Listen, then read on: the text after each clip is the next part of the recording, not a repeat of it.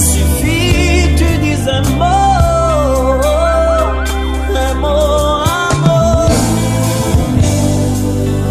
Dis juste un mot pour moi, Seigneur. Je veux pas ton écoute. Parle-moi, parle-moi, tu peux changer.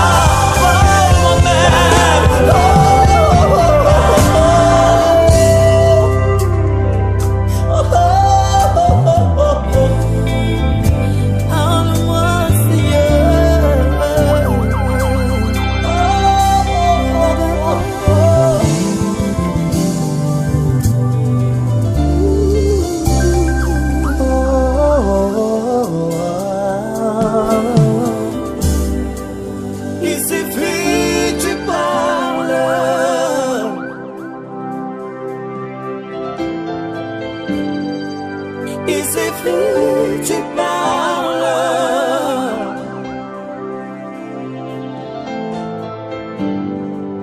Il suffit, tu dis un mot, juste un mot. Il suffit, tu parles.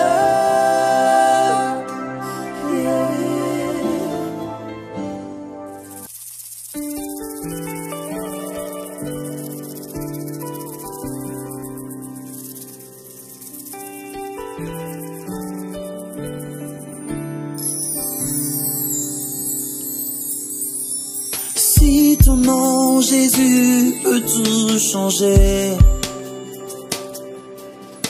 et si ta main délivre du danger, combien est grand ta voix à mes côtés. Oh, roi d'Israël, respect, majesté, yeah.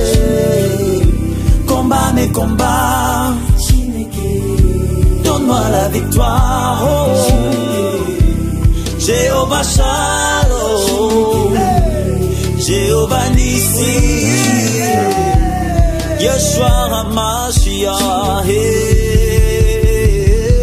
Jéhovah, oh Jéhovah, Jéhovah.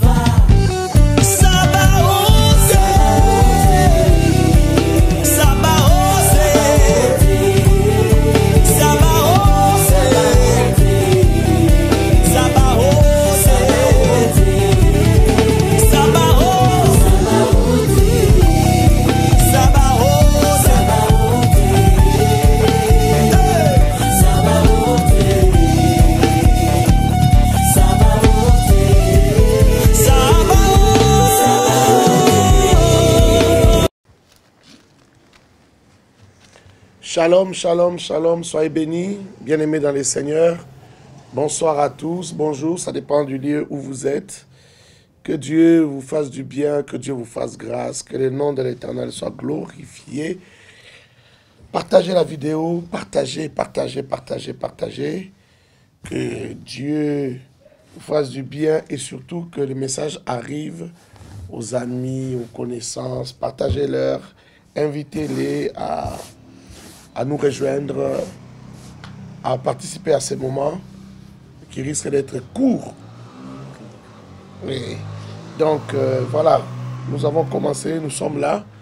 Nous allons commencer par les décrets. On devait commencer par la prière. Pasteur Joël est avec moi. Bonsoir, chérie. Bonsoir. Ça va très bien? Oui, Jésus fait grâce. Amen, amen, amen. Que Dieu soit loué. Est-ce qu'on peut commencer par Bien sûr. la prière?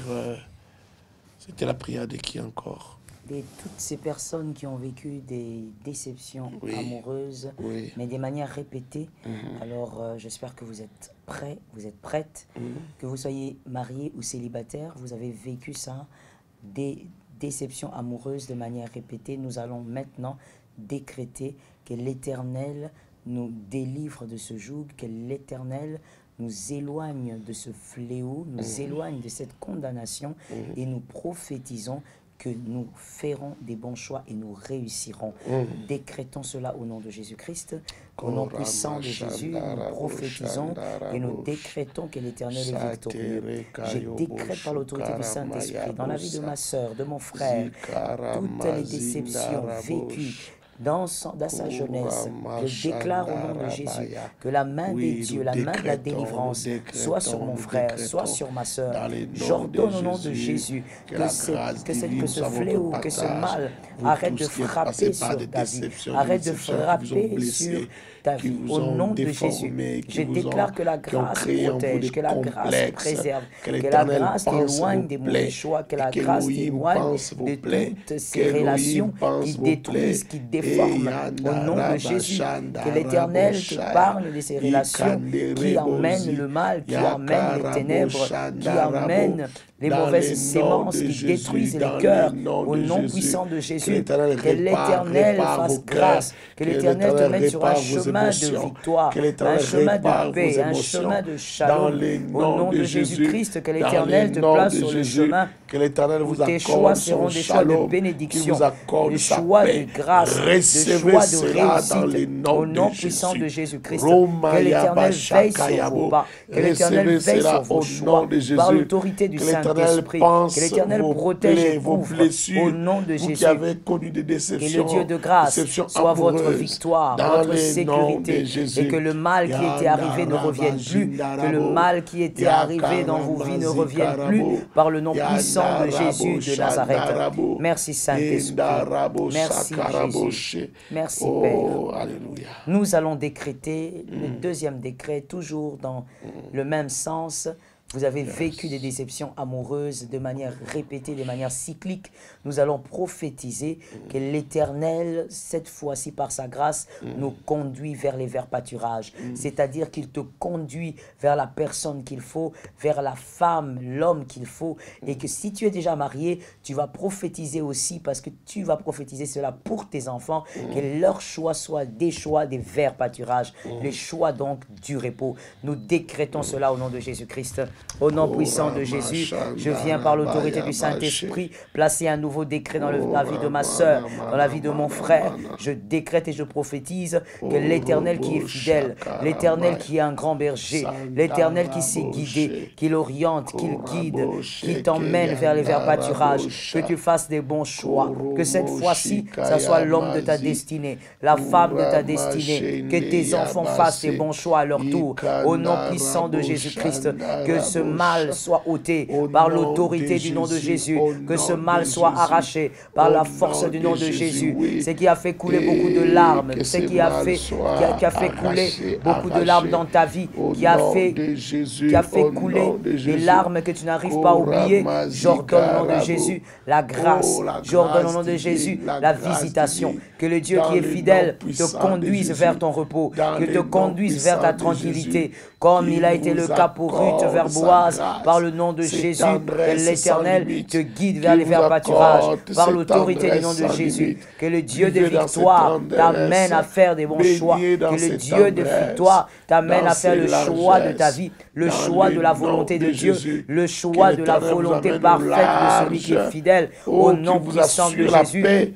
Que vos enfants s'éloignent de cette vie, que vos enfants ne fassent pas de mauvais choix. Par l'autorité du nom de Jésus, nous déclarons la grâce, nous déclarons la victoire, nous déclarons la faveur de Dieu sur les choix. Par l'autorité du nom de Jésus, que le choix du diable, le choix du serpent ne vous atteigne pas. Au nom puissant de Jésus-Christ.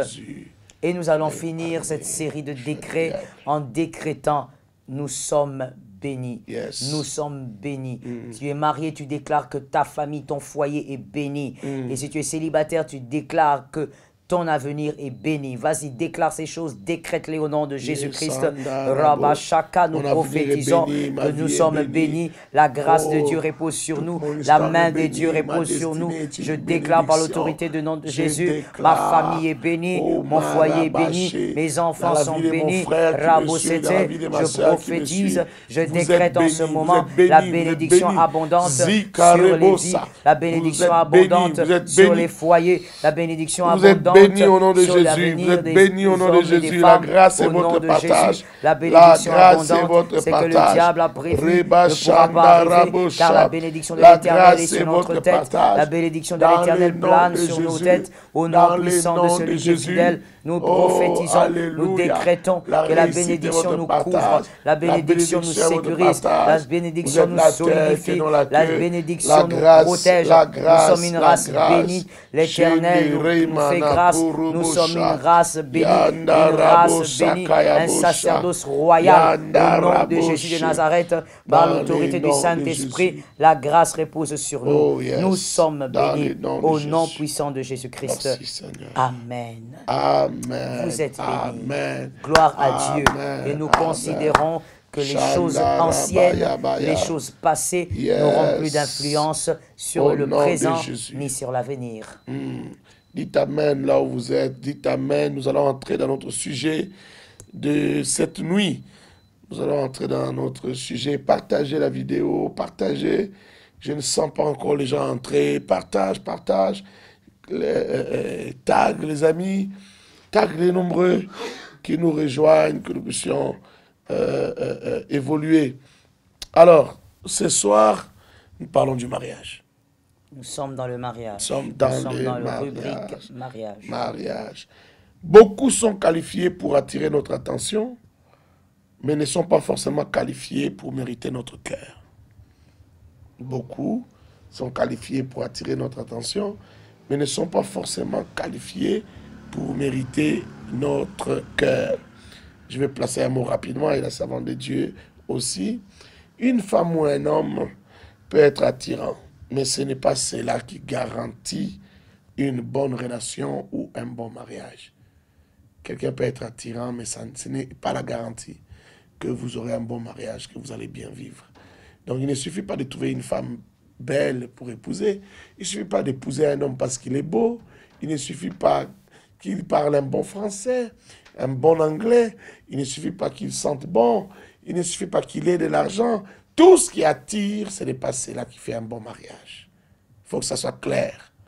Donc, le mariage, ça va un peu au-delà. Il faut connaître un peu la personne.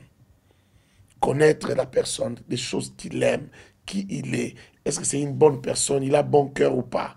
Et puis, essayer de voir un peu la compatibilité. On a déjà eu à parler de la compatibilité ici. Essayez de voir un peu la compatibilité. Est-ce que ça va? Est-ce que ça ne va pas? La parole de Dieu déclare que la sagesse te délivrera de la femme étrangère.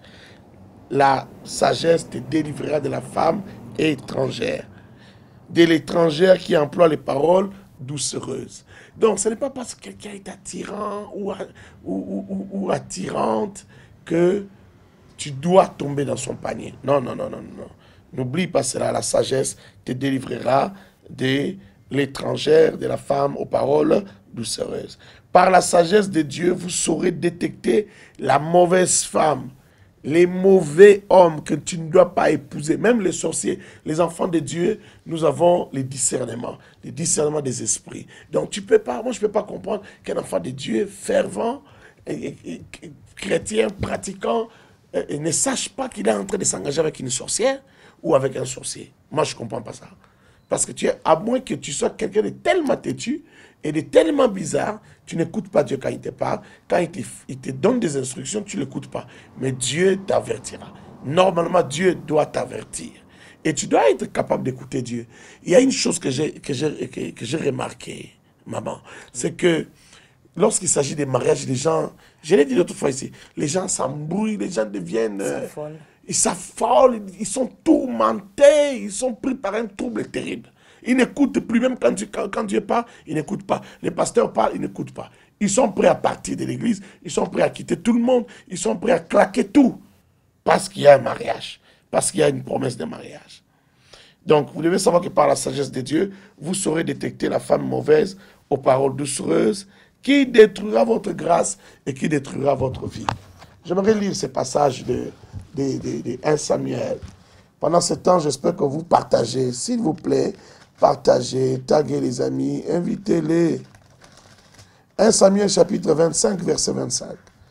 1 Samuel 25, 25. 1 Samuel chapitre 25, verset 25. Que mon Seigneur ne prenne pas garde à ces vauriens de Nabal. Ça, c'est Abigail, la femme de Nabal, qui parle ainsi de Nabal. Lui, elle-même parle ainsi de son mari. Que mon Seigneur ne prenne pas garde à ces vauriens de Nabal, car il est comme son nom. Il s'appelle Nabal. Il y a chez lui de l'insanité ou de la folie, dans notre version on dit. Et moi, ta servante, je n'ai pas vu les jeunes gens que mon Seigneur a envoyés. Ici, c'est une histoire où David envoie les hommes, ses serviteurs, des hommes qui faisaient des excursions avec lui. Il n'était pas encore roi. Il était encore un fugitif qui fuyait Saoul et qui avait toute une troupe de gens qui s'étaient attachés à lui.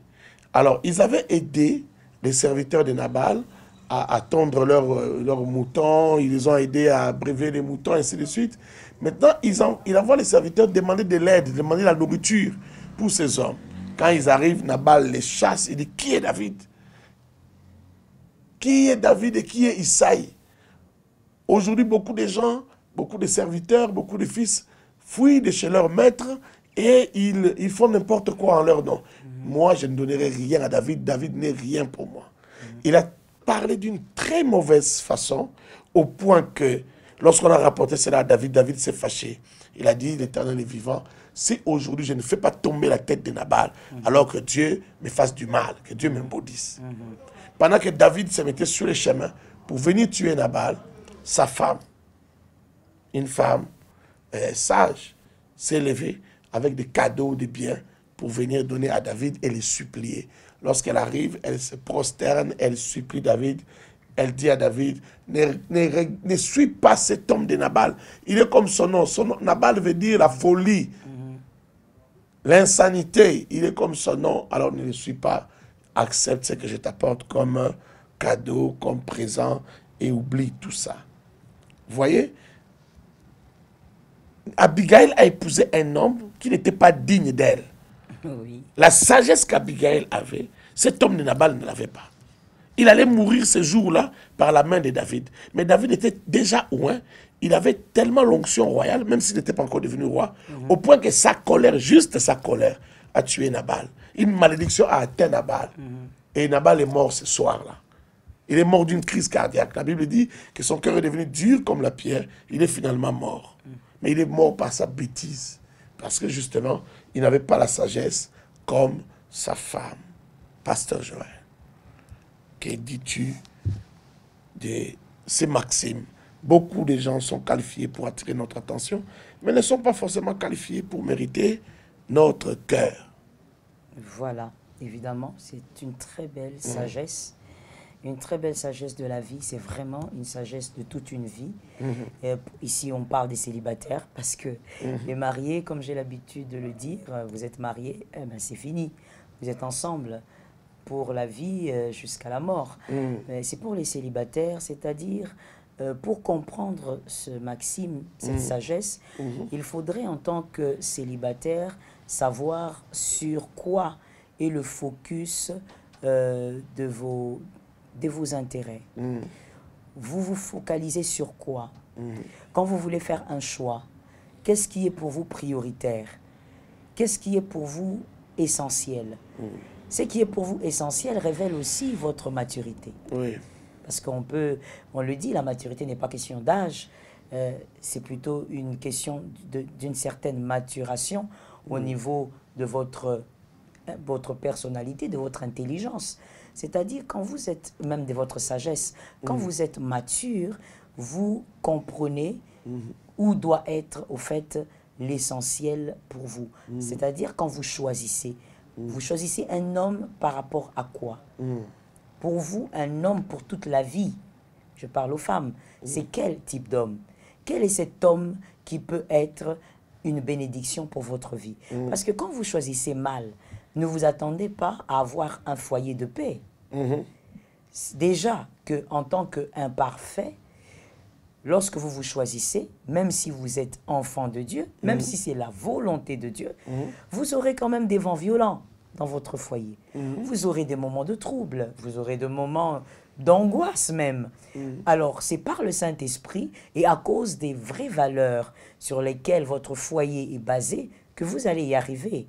Et donc maintenant, allez-y savoir ou allez-y comprendre si maintenant, vous, déjà au départ, vous faites un mauvais choix parce que vous êtes focalisé sur les mauvaises choses ou sur les mauvais éléments. Vous choisissez une femme pour la vie. Écoutez, quand on choisit une femme pour la vie, on ne va pas être attiré par les choses qui attirent à l'instant. Choisissez une femme pour la vie, soyez attiré par les choses qui peuvent donc attirer toute la vie. Soyez attiré par les choses qui peuvent vous éblouir toute la vie. Quand vous choisissez quelque chose qui vous attire pour un instant, pour 4 minutes, ne vous attendez donc pas à avoir une vie heureuse, une vie de paix, une vie joyeuse, parce que vous êtes appuyé sur des choses éphémères. Vous choisissez une femme exclusivement, parce que je sais que des fois, le bas blesse à cet endroit, surtout pour les hommes, ils n'aiment pas entendre ça. Vous choisissez une femme, pourquoi je dis exclusivement, je préfère insister sur ce mot. Vous choisissez une femme exclusivement à cause de son joli corps. Écoutez, c'est trop éphémère. C'est trop éphémère. Ce joli corps-là, c'est bien, vous savez, tout le monde aime le beau. Même les femmes aiment ce qui est beau. Mais quand vous choisissez une femme juste pour ça, j'aimerais insister, juste pour ça. Mais écoutez, il peut arriver qu'elle tombe malade et qu'elle perde ses rondeurs. Il peut arriver qu'un problème arrive, un problème de santé, et qu'elle ne soit plus la même femme. Allez-vous abandonner cette femme parce qu'elle a perdu la forme? Parce qu'elle a perdu tout ce que vous étiez en train d'admirer? Parce qu'il y a beaucoup de choses sur Terre. Ça peut arriver, ce n'est que le corps. Donc, c'est pour vous dire que lorsque vous choisissez mal dès le départ, ne vous attendez pas à vivre une vie joyeuse après. Tout dépend de l'objet de votre focus. Vous choisissez votre femme, votre homme par rapport à quoi? Quelle est la chose qui vous dit, qui vous convainc que vous devez rester avec cette femme? J'ai des fois l'habitude de dire à mes fils spirituels, vous pouvez être attiré vers une femme à cause de sa beauté. Mais quand vous arrivez près de cette beauté et que l'intérieur ne correspond pas à l'extérieur, ne restez pas là. Parce que l'intérieur doit correspondre. Comment savoir que l'intérieur correspond? Mais écoutez, comment savoir qui est cet homme, qui est cette femme? C'est lorsque la personne s'exprime. C'est lorsque la personne parle. C'est lorsque la personne présente ce qu'elle comprend de la vie, que vous saurez que ce que vous voyez de l'extérieur est aussi agréable que ce qu'il y a à l'intérieur. Donc, attention avec l'élément de votre focus. Attention avec ce que vous considérez comme étant l'essentiel pour faire votre choix et donc pour toute une vie. Mais il y a aussi des hommes un peu remplis d'orgueil qui se disent Non, moi, c'est la beauté qui m'intéresse. Le reste est là. Je vais gérer ça. Je vais la maîtriser. Ok. On pense qu'on va maîtriser cette femme. Ben moi, je pense, Annie, je pense que c'est pas une affaire d'orgueil. Moi, je pense que c'est une affaire d'ignorance. Yeah. Vous n'êtes pas orgueilleux. De manque de sagesse. Vous êtes ignorant. Vous ignorez totalement ce que c'est le mariage. Mais mariage. maman, justement, je pense que l'ignorance marche avec des choses comme l'orgueil. Oui, oui. L'orgueilleux, c'est un ignorant. Oui, oui, aussi, oui. Il comprend mal la vie. Oui. Il ignore tellement des principes de la vie. C'est pourquoi il est orgueilleux. Il ne cherche pas donc à comprendre. Vous êtes ignorant, vous êtes orgueilleux parce que, écoutez, comment savez-vous que vous allez maîtriser une chose dans laquelle vous n'avez jamais été? Comment savez-vous? Vous n'avez jamais été marié, monsieur. Comment savez-vous que vous allez maîtriser cette femme? Alors, vous décidez donc de prendre simplement la très belle fleur que vous voyez. Mais comment savez-vous que vous allez maîtriser son insolence? Êtes-vous sûr que vous allez maîtriser ça? Ou pour vous, peut-être maîtriser son insolence, son arrogance, son insoumission, c'est donner des coups. Alors que, normalement, lorsqu'on est humain, on ne se donne pas des coups. Ce sont les animaux qui se traitent comme ça. Oui. Et même au milieu des animaux, on a des animaux qui n'agressent pas les femelles. Alors, vous êtes à l'image de Dieu. Vous êtes créé à l'image de Dieu. Et de surcroît, nous sommes dans un cadre chrétien, vous êtes un enfant de Dieu. Comment vous allez en venir au coup? Parce que vous n'en pouvez plus. Mais pourquoi vous n'en pouvez plus? Qu'est-ce qui s'est donc passé? Donc, par rapport à la question, c'est pour simplement dire, ne dites pas que vous allez prendre la belle femme et vous allez maîtriser tout ce qui est désagréable et que vous vous en foutez. Au fait, c'est ça même. Vous vous en foutez des valeurs intrinsèques. Vous dites, je prends simplement la belle femme. Moi, ce qui compte pour moi, c'est quand je vais dans les sorties, j'ai ma belle femme, elle a la taille que je veux. Elle est un peu comme la chose, on va dire ça comme ça entre guillemets, que vous voulez exhiber. Et donc, quand vous sortez avec elle, que tous les hommes disent, waouh, vous avez une belle femme. Mais écoutez, vous sortirez avec la femme qui a envie de sortir avec vous. Je parle du mariage. Si vous avez épousé une femme insolente, arrogante, et que vous n'avez pas vu ça, vous vous êtes focalisé sur la beauté. Mais dans le mariage, quand vous voulez faire votre sortie, elle dit non. Vous allez forcer votre femme. Si elle vous dit non, je ne sors pas avec toi. Parce que, au fait, vous avez épousé une femme sans tenir compte des véritables valeurs. Une femme insoumise, par exemple, elle vous dit non, je ne sors pas avec toi, fais ce que tu veux. Et qu'est-ce que vous allez faire? Vous allez en venir aux mains. Je connais des hommes qui sont allés jusqu'aux mains, ils ont tapé, ils ont battu, ils se sont fatigués. Ils se sont fatigués. Donc c'est déjà pour dire, on ne doit pas en venir aux mains, comme je le disais, vous n'êtes pas un animal, vous êtes créé à l'image de Dieu. Et donc vous devez ne pas négliger le fait que la beauté, c'est très bien, mais il y a plus que la beauté. Il faut tenir compte de ça. Il y a plus que la beauté. Et c'est vrai qu'il y a des hommes, surtout les hommes, qui pensent qu'en dehors de la beauté, il n'y a rien d'autre. Il faut d'abord la beauté. Mais écoutez, quand vous êtes dans un foyer, vous êtes marié, et que cette beauté, comme je le dis, moi je prends seulement les 3 éléments, elle est insolente, elle est arrogante, elle est insoumise. Écoutez, vous allez oublier que vous avez une belle femme. Vous allez vraiment oublier que vous avez une belle femme. Donc, tenez compte des choses qui peuvent pérenniser votre bonheur. Amen, que Dieu soit loué. Tu sais, je te rappelle encore de cette phrase, le mariage n'est pas sorcier. Je te rappelle. Oui, bien sûr. Comment oublier? Il y a plusieurs années, avec les jeunes à l'église, lorsqu'on leur montrait les risques et les dangers qu'il y avait dans les mauvais choix, qu'il ne fallait pas faire des mauvais choix. Et je me rappelle d'une sœur qui a pris la parole et qui a dit, oui, moi, ma tante me dit toujours que ne vous en faites pas, le mariage n'est pas sorcier. Quand ça va venir, prenez comme ça vient. Et j'ai vu cette fille pleurer, cette femme. Souffrir. Ouais, j'en ai vu plusieurs, en fait. J'en ai vu plusieurs. Quand les gens se marient, ils pensent que le mariage, les choix, c'est quelque chose à banaliser. Exactement. Les gens pensent qu'ils sont intelligents. Les gens pensent qu'ils ont la sagesse qu'il faut. En fait, frère, ce sont des choses qui demandent le discernement. Ça demande un autre niveau de discernement. Il faut le discernement.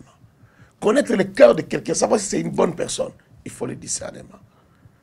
Hein? Ça me ramène à cette histoire qu'on m'a racontée à Seattle, je crois, à Seattle. Et un frère congolais qui était ici, qui est parti vivre aux États-Unis, ce frère-là, en fait, il est en train de fuir sa femme. Il s'en va loin, il a quitté le Congo, il est en train de fuir sa femme. Qu'est-ce qui est arrivé? Pendant qu'ils étaient ici, un jour, il fait un songe. Il est en train de faire des songes que la femme est en train, je ne sais pas, de les poignarder ou de les tuer ou de les étrangler. Et il sursaute de son sommeil, de son rêve. Oui. Quand il sursaute, il trouve le visage de la femme là, juste là, à 0 mètre, en train de le regarder. Alors qu'il vient de rêver que la femme est en train de le poignarder. Quel cauchemar. Quand il se réveille, il trouve la femme en train de le regarder, comme pour lui dire, qu'est-ce que tu as vu? Oui, oui. Cet homme s'est réveillé et est sorti de la maison au milieu de la nuit pour ne plus jamais revenir. Vous voyez? Si tu fouilles juste pour un songe, pourquoi tu pensais que tu étais fort? Pourquoi tu pensais que tu étais tellement intelligent, tu maîtrisais la situation?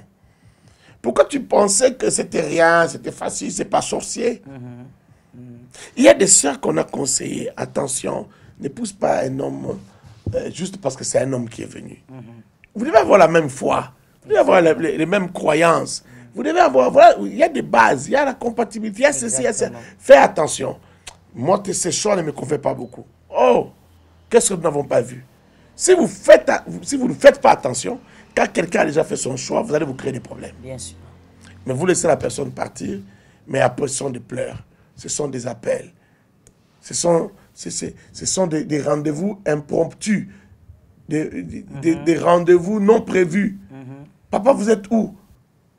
Quand elle sort pour aller faire les marchés, elle profite pour venir vous voir. Exactement. Pour venir vous dire, aujourd'hui, je vois ce qui s'est passé, on a eu tel problème, on a eu tel problème. Elle n'a même pas le temps, ni l'autorisation, ni de venir à l'église, ni de venir vous voir. Elle doit profiter des moments comme ça. Quand elle va au marché, elle prend les taxis rapidement, elle vient là où vous êtes pendant 5 minutes, elle vous explique son problème en train de pleurer. Vous priez pour elle, elle pleure, et puis elle rentre chez elle. Elle a un peu de consolation, elle rentre. La vie est devenue compliquée, difficile, très difficile. Très difficile.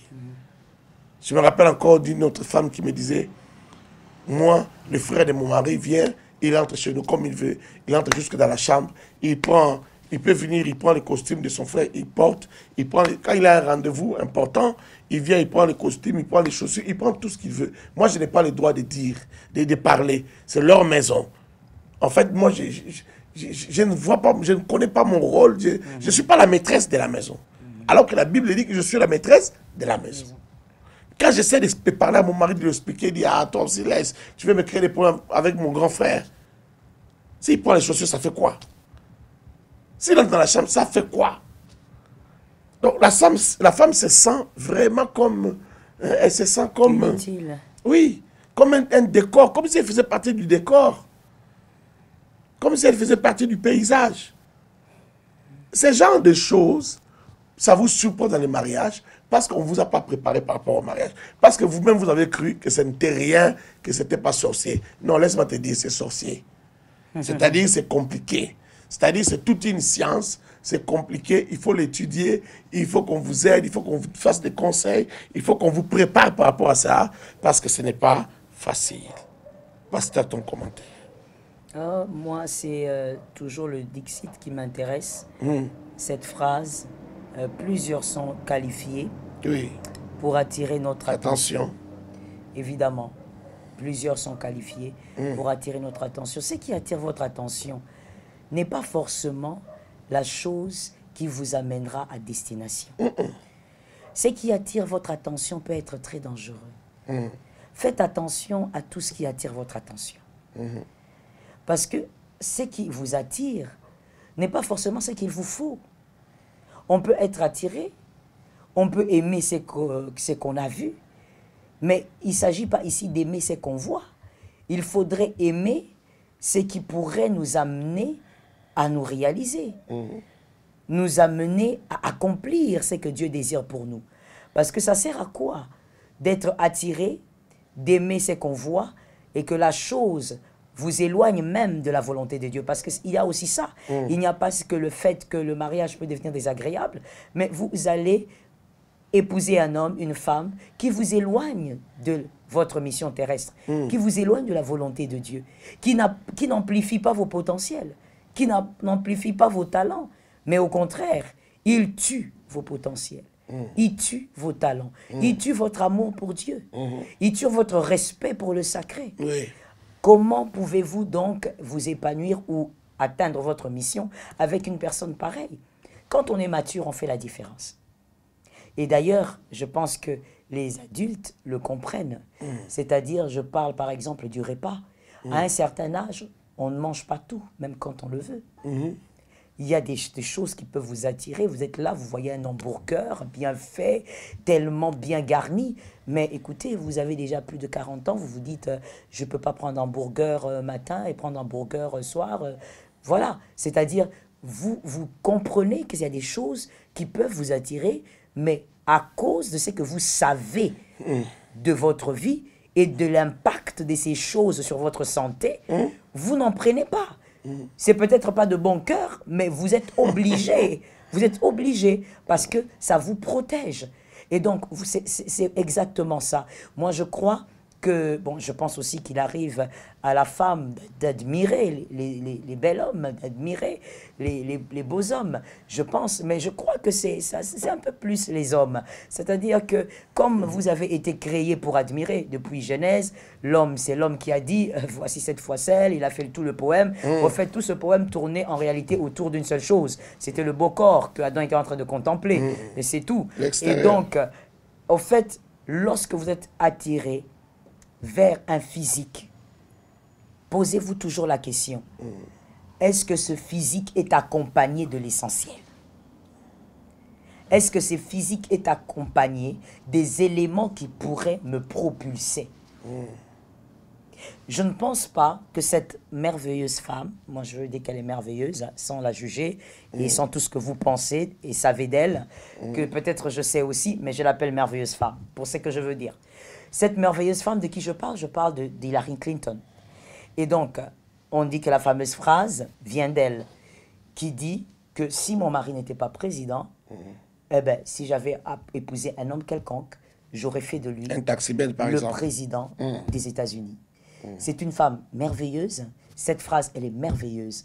Parce qu'au fait, qu'est-ce que ça veut dire? Ça veut dire que ce sont mes valeurs, ce sont mes capacités, ce sont mes potentiels qui me permettent de prendre un homme qui peut être rien et l'amener quelque part. C'est ce qu'elle avait envie de dire. Et il ne s'agit pas ici de la beauté. Écoutez, ce n'est pas la beauté qui va forger un homme jusqu'à lui donner une certaine carrure et le propulser. Parce que c'est ce qu'elle voulait dire, au fait, que c'est elle aussi qui a fait de cet homme ce qu'il est devenu, qui a propulsé cet homme jusqu'à la présidence. Mais écoutez, ce n'est pas la beauté qui fait ça. Je veux dire quelque chose de très bizarre.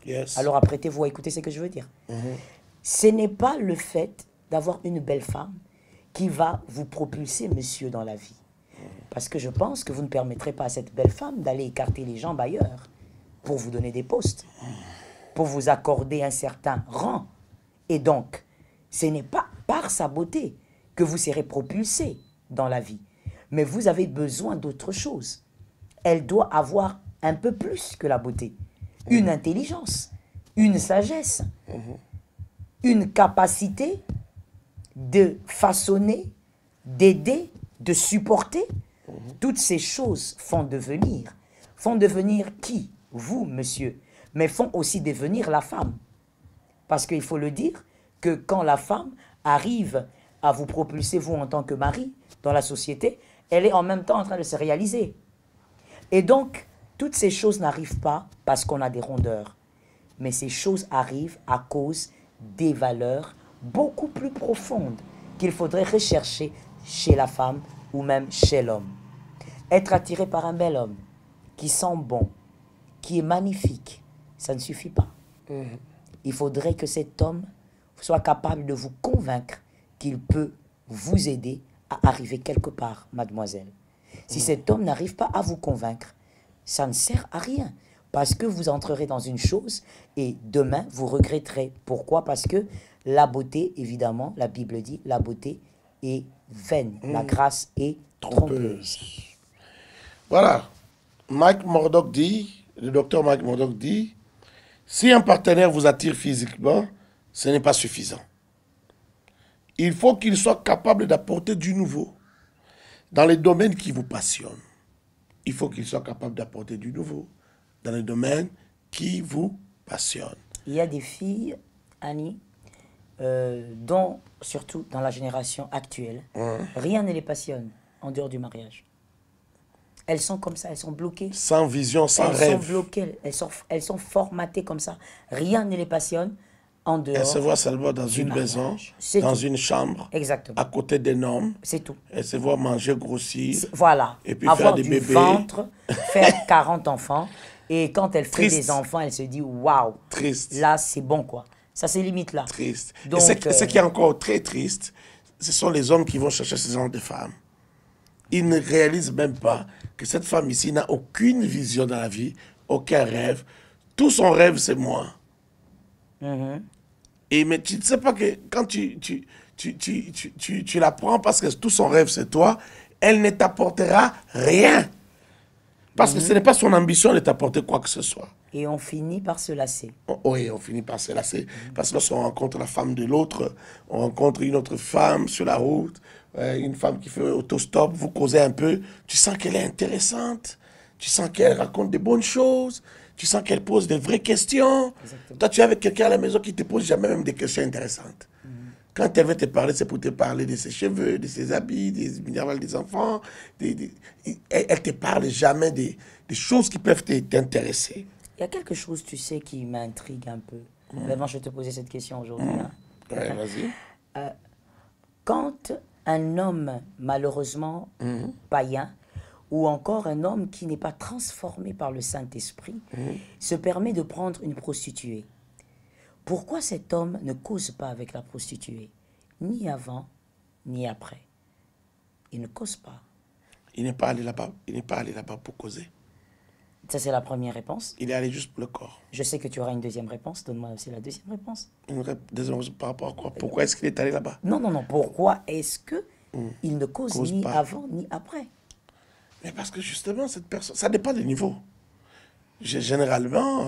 oui, généralement. Nous sommes dans les généralités. Oui, généralement, elle va vers une prostituée à qui elle remet 1000 francs. Il remet 1000 francs, 2000 francs. C'est vraiment pas quelqu'un avec qui il a l'habitude de causer. Il n'a pas l'habitude de causer avec ces genres de personnes. Mais il a juste besoin d'assouvir son besoin. Et il ne cause pas. Il est allé là vraiment pour un but. Il y a aussi des hommes qui veulent de la compagnie, qui veulent partager, qui veulent causer.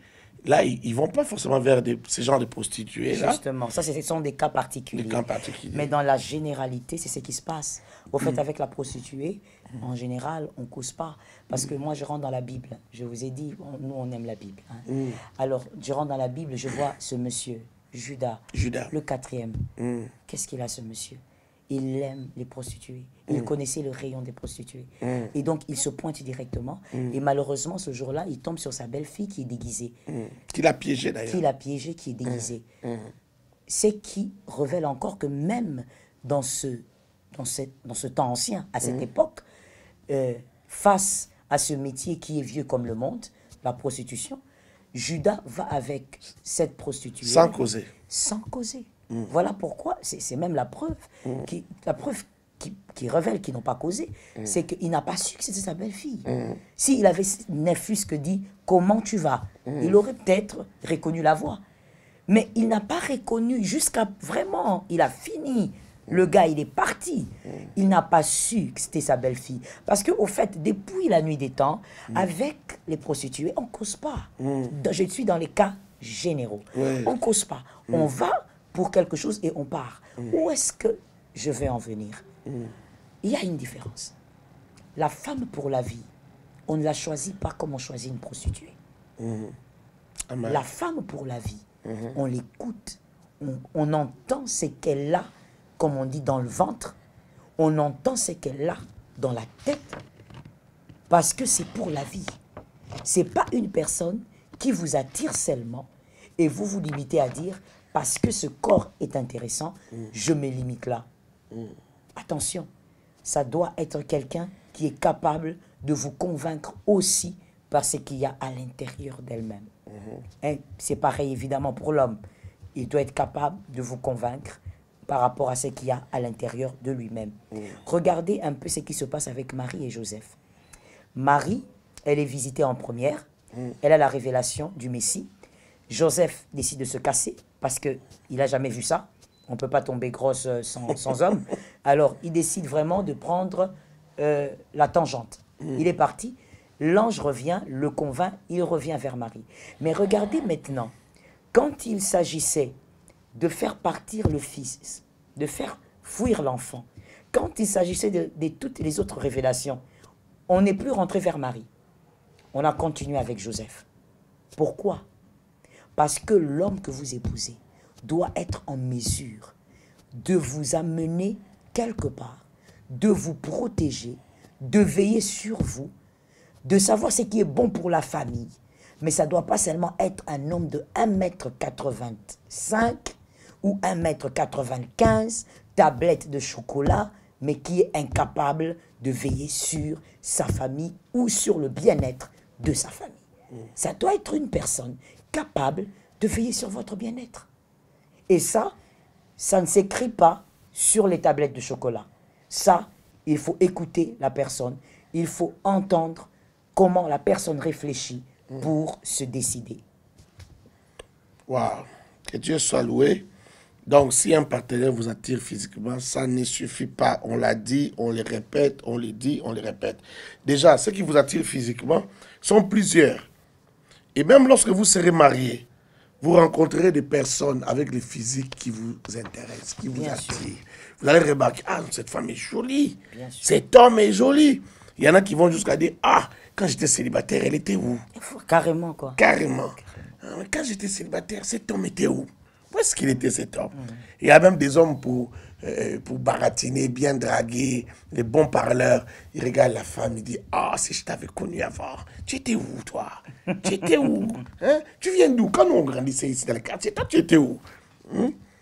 Mais vous n'aurez droit qu'à une seule femme. Vous voyez? Exactement. Même si, vous allez que vous constaterez toujours qu'il y a des femmes qui sont comme vous voudriez, ou des hommes qui sont comme vous voudriez, mais vous n'épouserez que un seul homme, une seule femme. Voilà pourquoi il est important dans la vie de faire un choix qui vous plaît. Fais un bon choix qui te plaît, de l'extérieur comme de l'intérieur. Il faut, maintenant, à ce niveau-là, équilibrer.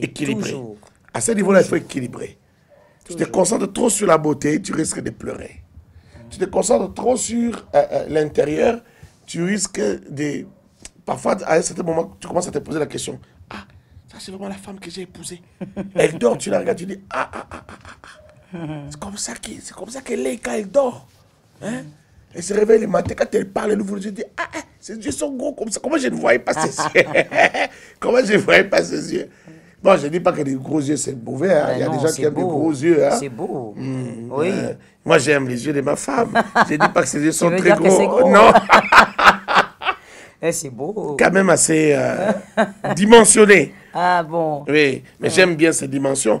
Et s'il m'était permis de te modifier un peu, je tirerais que ça s'ouvre encore. Ça ne me dérange pas que ça s'ouvre. Tant mieux. Mais il y en a de ces gros aussi, hein, attention. Il y en a de ces gros aussi, attention. Et puis, bon, la beauté n'est pas discutable. Il y a ceux qui aiment les gros, il y a ceux qui n'aiment pas les gros yeux. Exactement. Donc, vous voyez, vous commencez à vous poser des questions. Parce que tu recherches tellement le cœur. Mais tu as oublié l'extérieur. Donc, il faut équilibrer. Équilibrer toujours. Donc, tu peux voir quelqu'un, il épouse une femme, tu dis, mais pourquoi il a choisi cette femme? Non, il a équilibré. Il a regardé surtout le cœur. Il a dit, la beauté, là, c'est déjà bon. Moi, ça me va comme ça. Ça me suffit. Exactement. Je ne vais pas exagérer au risque de tomber entre les mains de la mauvaise personne. Donc, il faut équilibrer les deux côtés. Il faut donc l'équilibre entre les deux.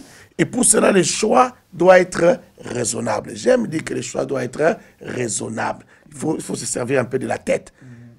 Quand on veut faire un bon mariage, ce n'est pas coup de foudre. Ah non, j'ai tenté de coup de foudre. Non, ce n'est pas ça qu'on sent. Ce sont pas des émotions. Les émotions sont très passagères. Il faut faire très attention. Les émotions sont très passagères. Donc, il ne doit pas être simplement le produit d'un fort sentiment, coup de foudre ou autre, mais ça doit être quelque chose de mûri. Des mûris, tu as raisonné. Donc les deux aspects sont très importants, la beauté intérieure et la beauté extérieure. L'un sera considérable plus que l'autre. C'est inévitable. Il y a toujours un aspect qui sera plus mis en exergue par rapport à l'autre, mais tous les deux sont très importants, il faut équilibrer. Donc voilà, il ne faut pas se fier qu'à l'extérieur. Il ne faut pas se fier qu'à l'extérieur. Pasteur. Oui, exactement. Il faut équilibrer dans tout. Il faut avoir l'équilibre. Yes. C'est-à-dire, n'allez pas épouser un homme que quand vous le regardez, vous avez peur. Vous avez peur parce que vous n'aimez pas ce que vous voyez. Vous avez peur. Et en même temps, il y a les frères de l'église, les sœurs de l'église qui vous disent non, c'est bon, écoutez, c'est un homme très spirituel. C'est bien tout ça. Mais soyez équilibrés pour ne pas tomber dans le mal, pour ne pas tomber dans une affaire que vous allez regretter demain. C'est-à-dire, soyez capables d'admirer l'intérieur, les valeurs intrinsèques de cette personne. Et en même temps, lorsque vous regardez à l'extérieur, que ça ne vous dérange pas, que ça ne vous mette pas mal à l'aise. Soyez fiers de présenter votre fiancé, soyez fiers de présenter votre future femme. C'est-à-dire, il ne faudrait pas quand même vous mettre dans une situation tellement inconfortable pour vous au nom des valeurs que vous prônez ou encore au nom de l'onction. Ça, c'est problématique parce que nous disons, le mariage, en tout cas, nous vous le souhaitons, c'est pour toute une vie. Et pas vivre toute une vie comme si on était des prisonniers à Alcatraz, mais vivre toute une vie, on est content, on est heureux. On a des moments où il y a des couacs, mais on finit par régler. On est content de sa vie. Il faut être content de sa vie. Je souhaite pour vous que vous, célibataires, vous soyez un jour mariés et vous soyez content de votre vie. Être content de sa vie ne veut pas dire qu'elle est parfaite. Qu'est-ce qui est parfait sur Terre? Mais ça veut dire qu'on s'en sort. On arrive à s'en sortir. Vous voyez ça? Et donc, il faudrait donc équilibrer les choses. Lorsque vous choisissez une femme, vous choisissez ses valeurs, vous aimez ce qu'elle est, et elle vous attire à cause de ce qu'elle est, soyez aussi content de ce que vous voyez quand elle met un peu de make-up. Même quand elle ne met pas, maman. Non, je veux dire quelque chose. Il ne faudrait pas que quand elle met de make-up, que vous ayez l'impression de regarder un clown. Non. Il ne faudrait pas. Il faudrait que, quand elle est en make-up, vous dites « Ah ouais, ma femme, waouh !»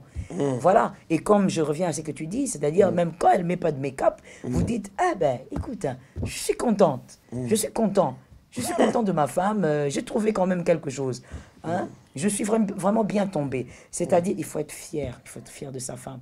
Moi, ça me réjouit souvent quand je vois certains hommes de Dieu, parlons des hommes de Dieu, parce que ce sont normalement des modèles, des modèles pour la nation et ainsi que pour normalement la société.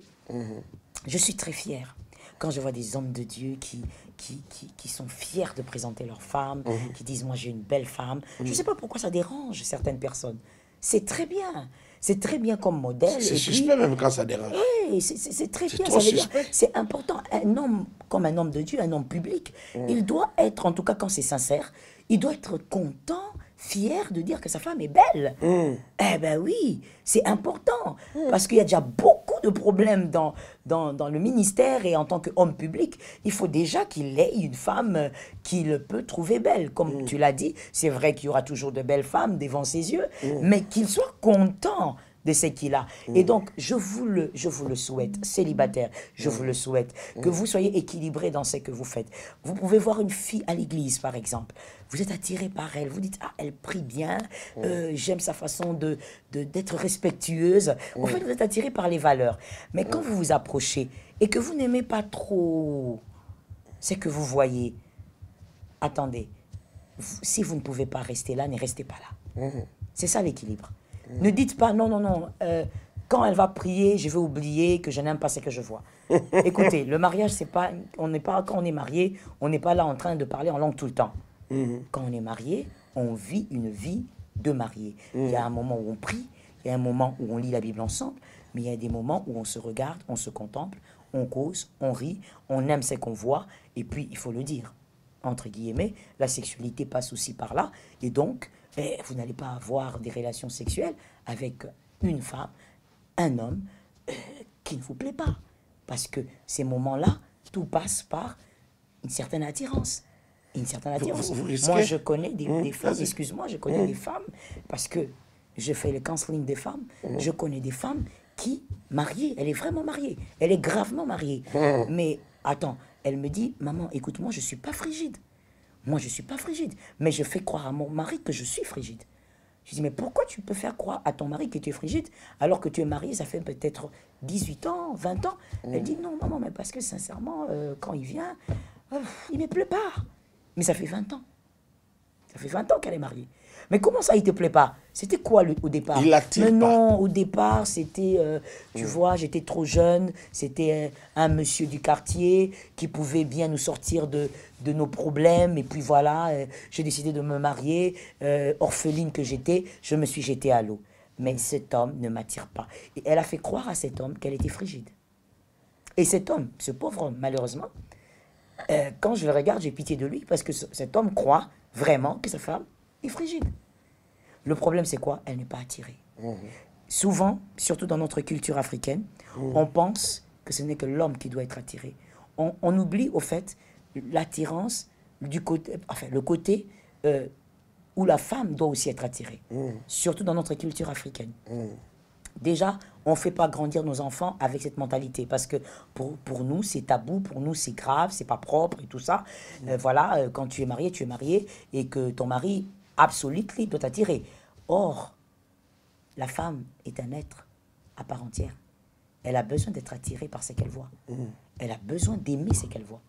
Et donc, c'est pourquoi je disais, placer l'équilibre. Parce que dans l'équilibre, c'est là aussi qu'il y a une certaine vie, un certain bonheur et un certain épanouissement.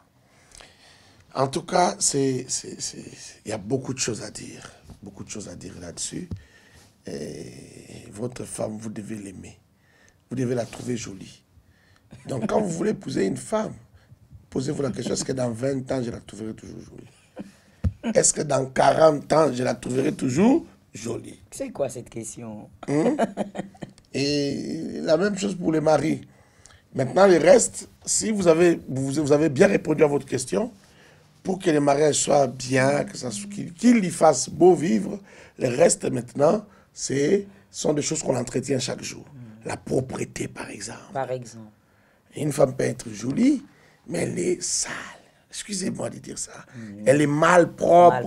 Oui. La bouche ne sent pas bon. Je n'oublierai jamais cette émission des années 94, 95 sur Sangomala, musée radio chrétienne. À l'époque, c'était la première radio chrétienne. Il y avait une émission où on parlait sur les choses qui dérangent les femmes mariées et les choses qui dérangent les hommes mariés. Oh, j'étais encore jeune, mais j'ai écouté des choses incroyables. Je ne savais pas que les gens pouvaient écrire. Et des choses que, et surtout dans notre culture bantou, oui, des choses que l'homme et la femme n'ont pas discuté.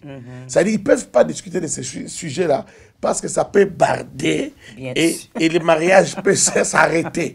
Le mariage peut s'arrêter. Déjà que chez les Africains, même la sexualité, on n'en parle pas. On en parle. On fait ça juste de manière mécanique. Comme si on prend la houe, on ferme dans la terre, on sort comme ça, on met la sémence. On ne faut pas parler. La femme n'a pas le droit de dire, non, là tu as mal touché. Là tu n'as pas bien fait. Gratte-moi à tel endroit. Non, on n'a pas le droit. Donc maintenant, comment parler par exemple de la malpropreté? Comment parler de la malpropreté? L'homme revient, je ne sais pas d'où, il a transpiré. Oh là là. Il sent pas bon. Oh là là. La femme n'aime pas que ça se passe comme ça. Oh là la femme veut que tu te rinces d'abord, que tu sois propre. Propre. Mais il y a aussi des cas des femmes aussi qui disent, et des cas des hommes aussi qui disent, par exemple, que moi, ma femme veut pas que je me lave. Que je sois sale. Que je sois sale, que je sente la sueur. Et puis, ma femme ne veut pas que je me rase. Il veut qu'il y ait la forêt là-bas. Et puis que je sente mauvais. C'est comme, il veut me cueillir comme ça. Il me dit, non, ne va pas te laver, viens d'abord. Viens d'abord. Ne va pas te laver. À chacun sa chose. Qu'est-ce qu'on peut dire? Viens d'abord. Mais il faut dire que il est important de se parler. Oui. Il est important de se parler.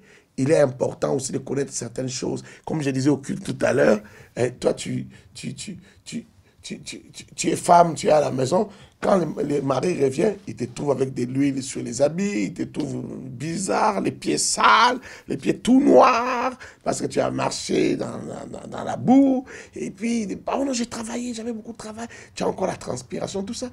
Mais le mari, là, vient de voir une bonne secrétaire au bureau. qui sent bon, qui est bien habillé, le soutien est bien tiré vers le devant, tout est bien. Hein? Elle a le make-up. Et quand il revient à la maison, il s'est dit, mais cette femme, elle était jolie quand je l'avais épousée, mais qu'est-ce qui se passe? Pourquoi elle est comme ça? Tu n'es pas attirante. En fait, tu abîmes tout. Alors, ignorer tout jusqu'à ce niveau-là, maman, c'est très grave. Oui, oui. C'est très, très, très, très, très, très grave. Les mariages aussi, il faut connaître aussi ces choses-là. Il faut savoir pimenter, chocolater les mariages. Il faut savoir arranger les choses. Il faut savoir rendre les choses belles, rendre les choses intéressantes. Fais-toi désirer, fais-toi aimer. Ne t'en fous pas, ne te dis pas... nous, on a déjà fait 30 ans de mariage. Ce sont les histoires des enfants. On a déjà fait 40 ans. Non, ce ne sont pas les histoires des enfants. Ce ne sont pas des enfants comme disent les Nigérians, les Ivoiriens. Ce n'est pas les histoires des enfants c'est important. C'est important. J'ai toujours dit que le mariage, c'est comme... c'est un champ qu'il faut arroser. C'est comme des fleurs qu'il faut arroser. Il faut arroser. Il faut entretenir. L'amour ne vient pas de lui-même. L'amour ne grandit pas de lui-même. Et moi, j'aimerais dire quelque chose. Je sais pas, je crois qu'on est en train d'atterrir. J'espère. J'aimerais dire quelque chose, c'est-à-dire, voilà pourquoi dans le mariage, il faudrait...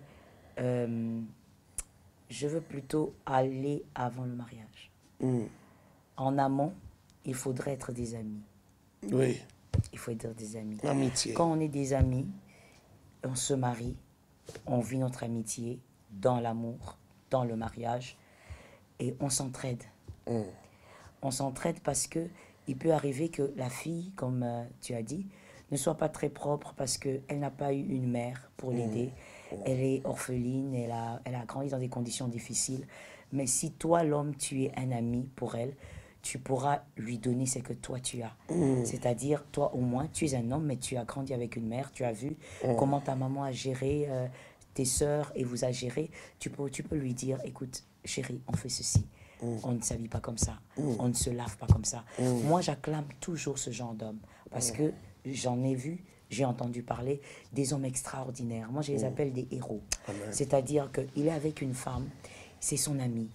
Il sait que sa femme a certaines limites parce qu'il y a eu des déficits dans sa vie. Et il n'a pas honte de dire à sa femme, viens chérie, je veux t'apprendre comment il faut se laver. Vous avez déjà vu ça? Certainement que ça vous surprend. Un homme marié qui dit à sa femme, chérie, viens, je vais t'apprendre comment on se lave. Parce que lui, peut-être même avec la position de grand frère, il a eu aussi à aider ses petits frères à se laver. Même ses petites il a vu sa mère le faire. Et donc, il est un vrai homme. Moi, j'appelle ces hommes des vrais hommes. Que Dieu, toi qui es célibataire, qui m'écoutes, te donne un vrai homme. Amen. Si tu le crois, tu me dis, j'aurai un vrai homme. Yes, c'est un décret. Dis-le, si écris-le. Si tu le crois, dis, j'aurai un vrai homme. Yes. Je t'interdis de l'écrire si tu es marié. Tu es déjà marié, c'est fini. C'est fini. Une mariée qui veut sortir. Il n'y a plus d'espoir, ok? Tu restes avec ton gaillard. Alors, si tu es célibataire, écris, j'épouserai un vrai homme, j'aurai un vrai homme. C'est-à-dire, c'est cet homme qui est votre ami. Quand il constate, par exemple, que, attends, tu n'as pas une bonne haleine, il te dit, chérie, tu sais, tu n'as pas une bonne haleine. Si ce n'est pas un problème de carie, je vais d'abord t'amener chez le dentiste. On va voir ça.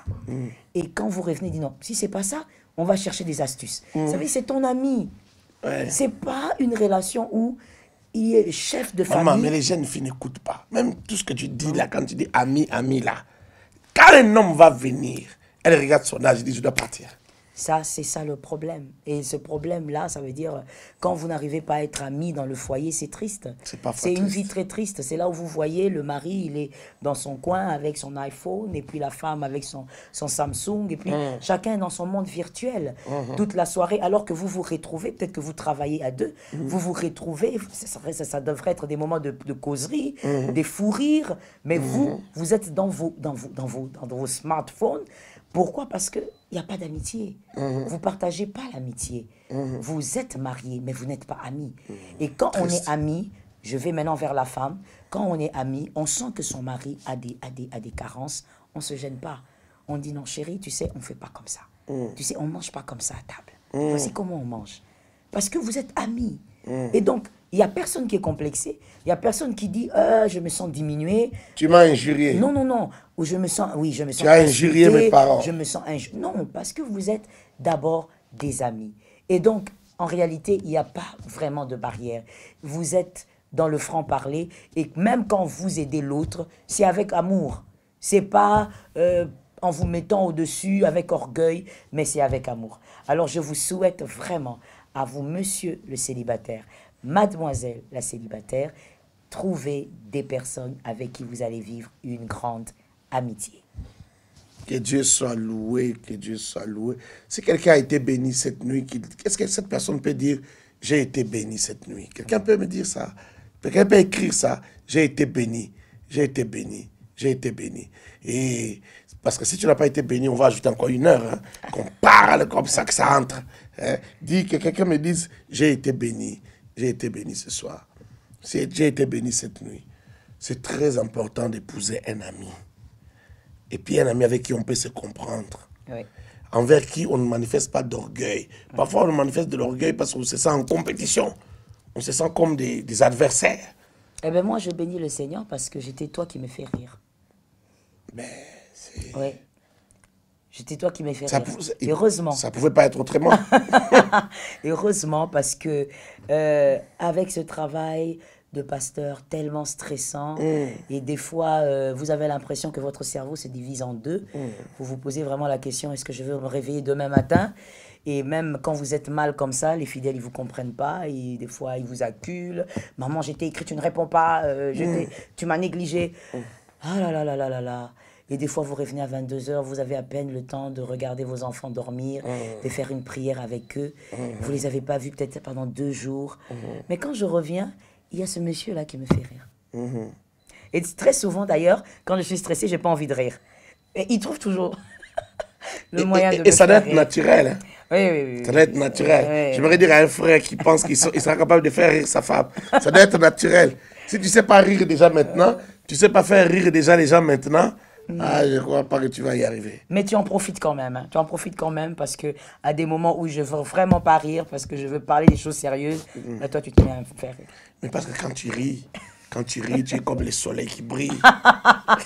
Tu es comme le soleil qui brille. Ça, je ne sais pas vous dire si c'est de la manipulation ou Non, pas. tu élimines, mais bon, élimines la vie. On prend comme ça. Tu élimines la vie. Tout le monde a besoin quand il rentre à la maison qu'il soit un peu illuminé par un soleil, qu'il oublie un peu ses douleurs. Il n'y a pas que ta fatigue et tes douleurs. Il y a aussi mes fatigues et mes douleurs. Tout ça, on doit enterrer ça dans les fous rires, Vraiment. dans la joie. Vraiment. Trouver des histoires à raconter, des choses qu'on a lues pendant la journée, qui nous ont fait rire.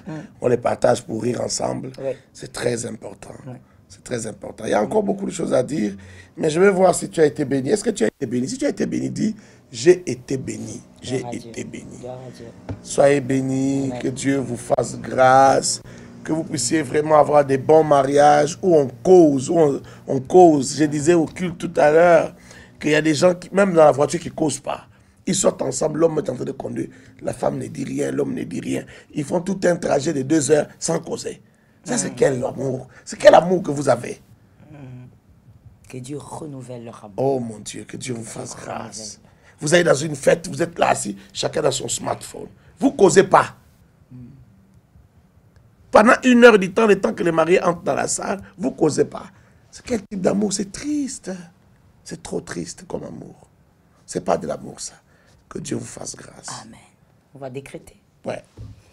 On va décréter ce soir, vraiment au nom puissant de Jésus, que l'Éternel te permet de posséder ton bonheur. On parle du mariage et les célibataires, je pensais que vous alliez être nombreux pour faire ce genre de décret avec nous, car vraiment vous êtes privilégiés ce soir.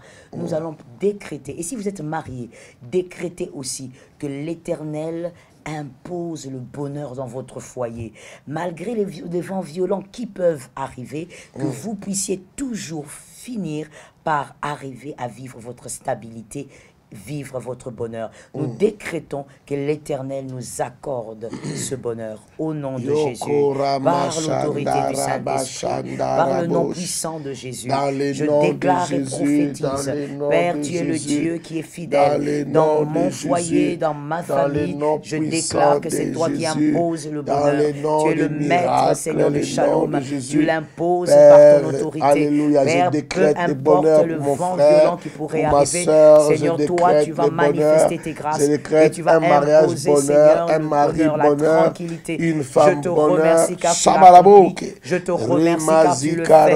Tu es le Dieu qui l'impose, Seigneur, malgré tout. Tu es le Dieu qui l'impose, Père incomparable, parce que tu es pas sur le chemin du bonheur.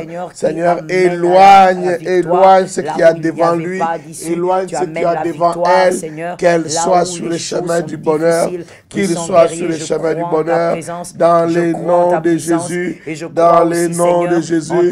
Père, étends ta main, Père, accorde ta grâce, je décrète cela, je décrète le bonheur, une personne bonheur, une personne bonheur, oh un homme bonheur, une femme bonheur, recevez cette grâce, recevez cette grâce, recevez cette grâce, recevez cette grâce, recevez cette grâce, dans les noms de Jésus. Cette famille reçoive son bonheur, reçoive sa paix, reçoive sa tranquillité. Recevez ce bonheur délivre ce dans les noms puissants de Jésus. Dans les noms puissants de Jésus. Recevez ce bonheur. Que Dieu vous mette sur ce chemin. Dans les noms puissants de Jésus. Père, viens au secours des couples qui partagent des moments difficiles, qui ne vivent pas leur bonheur comme il se doit. Viens, Seigneur Dieu, les délivrer. Viens les bénir. Viens les transformer. Viens transformer leur manière de vivre. Viens leur accorder une sagesse de vie, une sagesse de vie de couple, une sagesse de vie de mariage.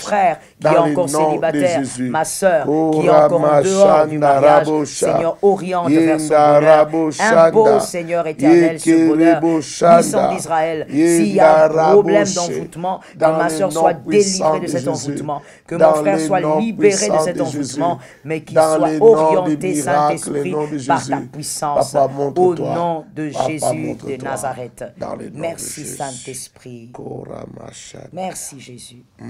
Nous allons décréter au nom de Jésus-Christ que l'Éternel nous accorde la sagesse de voir où se trouve notre bonheur. Que quelqu'un écrive « Je veux voir où se trouve mon bonheur ». Nous allons décréter que le Saint-Esprit nous accorde cette sagesse. Je puis tout par celui qui me fortifie. On peut donner des conseils, on peut parler, on peut dire des choses.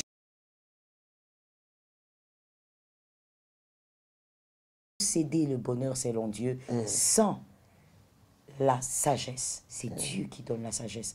Décrétons donc que le Seigneur nous introduise dans une dimension de sagesse. Au nom de Jésus de Nazareth, nous déclarons ce soir, nous décrétons ce soir, Père incomparable, une onction de sagesse, une onction de sagesse. Maître fidèle, Robocheta, Maître incomparable, dans la vie de mon frère, de ma soeur, une onction de sagesse, qui soit capable, Père éternel, d'aller vers son bonheur, d'aller vers sa paix, d'aller vers sa grâce. Puissant guerrier, je viens déclarer en ton nom que je tue ces yeux, Seigneur, qui créent la confusion. Je tue, Seigneur, cette cécité au nom de Jésus-Christ. Je prie en ton nom que tu permettes à mon frère, à ma soeur, d'aller de se diriger vers sa paix, comme tu as dirigé David, qui dit que Seigneur, tu es le grand berger, tu es celui qui guide vers le vert pâturage, qui conduit vers les eaux paisibles. Seigneur, dirige mon frère vers ses eaux paisibles. Dirige ma soeur vers ses eaux paisibles. Je décrète dans sa vie que le mal ne va pas prendre le contrôle. Le mal ne va pas diriger. Le mal ne va pas guider sa vie. Au nom puissant de Jésus-Christ. Merci Saint-Esprit, car toi, Seigneur, tu couvres, Seigneur, la vie de mon frère, la vie de ma soeur, d'une grâce, d'une sagesse, puissant d'Israël, qu'il s'agisse davantage par les enseignements, par le moment de prière, par le moment de méditation. Communique ta sagesse, Saint-Esprit. Au nom de Jésus, j'ai ainsi décrété sur la vie de mon frère de ma les sœur, noms puissants au de nom Jésus. de Jésus de Nazareth. Merci, Merci Seigneur. Merci Jésus. Oh, gloire au Seigneur Jésus. Merci Saint-Esprit. J'aimerais prier pour toi. Seigneur Dieu Merci, Tout-Puissant, Jésus. je prie pour Merci, mon frère, Saint-Esprit. pour ma soeur. Merci. Merci de guérir des mariages qui sont malades. Merci de guérir les amours qui sont malades. Merci. Et je te prie de soutenir ceux qui n'ont pas encore fait le choix, qui sont sur le chemin du choix. Donne-leur le discernement, la sagesse, et qu'ils réussissent leur choix. Et par conséquent, leur mariage. Seigneur, bénis ceux qui nous ont suivis. Que la grâce du Père soit votre partage. Que la bénédiction d'Élohim soit votre partage. Que l'Éternel vous fasse du bien. Dans le nom précieux de Jésus. Qu'il vous accorde la bonne santé. Afin que chaque jour, aux mêmes heures, à 22h30, que nous puissions nous retrouver pour partager et prier. Que Dieu vous bénisse abondamment. Dans le nom de Jésus. Amen. Amen. Soyez bénis, soyez bénis. Nous vous aimons. Nous vous aimons. Partagez encore la vidéo. Invitez les amis que demain nous soyons ensemble. Nous sommes là pour vous. Nous travaillons pour vous et pour la gloire de Dieu. Amen. Que Dieu vous bénisse. Est-ce qu'il y a une annonce, quelque chose avant la fin? Non, nous sommes en train d'entrer pratiquement, nous sommes au soir du week-end. Et donc, c'est à partir de la semaine prochaine que nous allons décréter un jeûne, que nous allons tous faire ensemble. Et donc, soyez connectés. Nous allons certainement vous communiquer quel type de jeûne. Nous allons commencer déjà de lundi et nous allons vous le communiquer le dimanche soir. Que le Seigneur nous prête vie. Amen. Merci. Au revoir. Au revoir à vous.